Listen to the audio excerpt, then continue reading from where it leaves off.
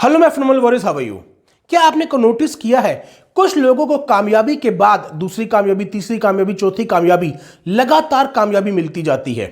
बोला भी जाता है वो जिस चीज को छूता है वो सोना हो जाता है। जबकि दूसरी तरफ कुछ लोगों को लगातार फेलियर्स का सामना करना पड़ता है।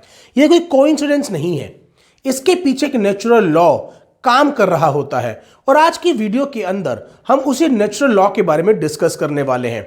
तो अगर आप भी अपनी लाइफ के अंदर अपने सक्सेस को ऑटोमेटिक मोड पे लेके जाना चाहते हैं तो इस वीडियो को बिना स्किप करे लास्ट तक बहुत ध्यान से देखिएगा। और अगर आपने अभी तक इस चैनल को सब्सक्राइब नहीं किया है तो इसे अभी सब्सक्राइब कर लीजिए and please press the notification button. My dear friend, I am Anurag Gera, a mindset and a sales productivity coach, और मैं हेल्प करता हूं सेल्स प्रोफेशनल की और स्मॉल बिजनेस ओनर्स की in maximizing their sales potential by helping them improve their mindset skills, their sales skills and their productivity skills.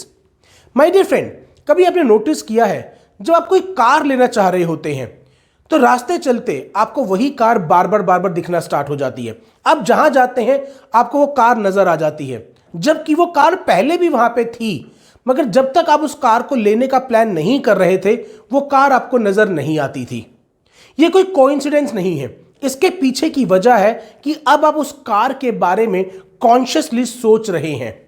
और यही चीज लॉ ऑफ अट्रैक्शन के नाम से भी जानी जाती है कि हम जिस चीज के बारे में सोच रहे होते हैं, जिस चीज के बारे में हम फोकस कर रहे होते हैं, वो चीज हमारी लाइफ में घटित होना स्टार्ट हो जाती है।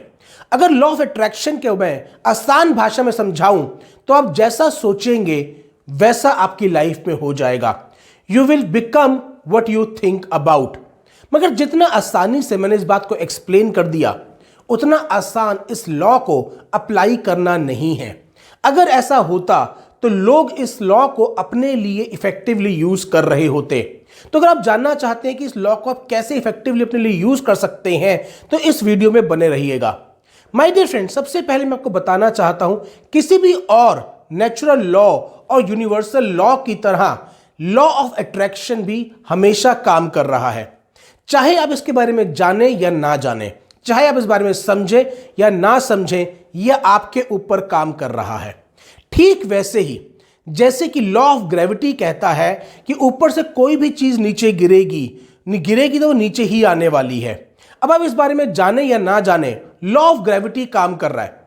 लॉ ऑफ ग्रेविटी तब भी काम कर रहा था जब तक न्यूटन जी के सर पर सेब नहीं गिरा था, यानी कि जब तक उन्होंने इस लॉ को डिस्कवर नहीं किया था उससे पहले भी लॉ ऑफ ग्रेविटी काम कर रहा था और उसके बाद भी लॉ ऑफ ग्रेविटी काम करता रहेगा। ठीक वैसे ही लॉ ऑफ अट्रैक्शन आज आपकी लाइफ में आज भी काम कर रहा है। मगर जैसा कि लॉ ऑफ अट्रैक्शन बोलता है कि आप जैसा सोचेंगे वैसा आपकी लाइफ में घटित होना स्टार्ट हो जाएगा। तो माय डियर फ्रेंड, हम बहुत सी बातें सोचते हैं, फिर वो हमारी लाइफ में क्यों नहीं होती। सोचा तो मैंने कटरीना कैफ से शादी करने का भी था, मगर उसकी शादी तो विकी कौशल से हो गई, मेरे से क्यों नहीं हुई। क्यों ऐसा हुआ कि मेरे को जो मैंने सोचा वो मेरी लाइफ में नहीं हुआ, और ऐसा आपके साथ भी होता होगा। वो इसलिए माय डियर फ्रेंड कि लॉ ऑफ अट्रैक्शन इमीडिएटली काम नहीं करता। इसको काम करने के लिए कुछ रिक्वायरमेंट्स का पूरा होना जरूरी है। मैं इस बात को आपसे एक एग्जाम्पल से समझाना चाहता हूं। क्या आपने कभी रात को कोई डरावना सपना देखा? जब डरावना सपना देखते तो क्या होता है, आप एकदम से घबरा के उठ जाते हैं, आपकी बॉडी पसीनों पसीन हुई होती है। क्यों? क्योंकि आपके सबकॉन्शियस ब्रेन ने उस इंसिडेंट को सच मान लिया था, उसने उसको रियलिटी में होता समझा था, जबकि ऐसा था नहीं। दूसरी तरफ अगर आपका कोई दोस्त दिन के समय आपको भूत भूत भूत भूत करके डराने की कोशिश करे तो क्या आप डरेंगे? नहीं। क्यों नहीं डरेंगे? जबकि पहले केस में तो आप डर के उठ गए थे और दूसरे केस में आप नहीं डरे।